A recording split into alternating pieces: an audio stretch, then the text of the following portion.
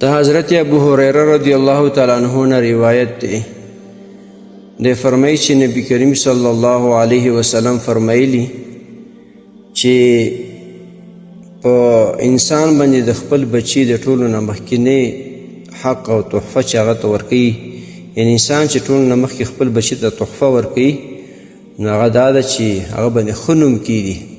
محترم مسلمانانو ورونو، دې حدیث نه دا خبره معلومه شوه چې د بچی یو حق په تا باندې دا دی چې په هغه باندې ښه نوم کیده.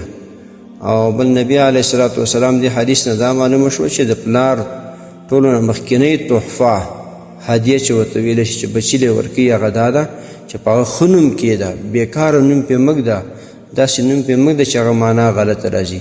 د دې وجې نه ښه نوم پرې کیده، ښایسته نوم پرې کیده، که جلۍ وي ښه نوم پرې کیده، که هلک وي ښه نوم پرې کیده.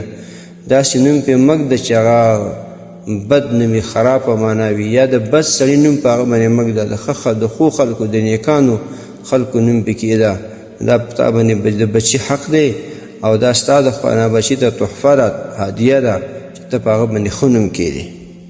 محترمو مسلمانانو ورونو، تاسو ته چې کوم روزانه د حدیث دا مفهوم راځي نو د مهربانۍ او د ثواب له مخې نورو مسلمانانو ته لیږدوئ او شیر کوئ. والسلام. د دیوبندي مسلک حنفي کاروان سټوډیو لخوا وړاندې کیږي.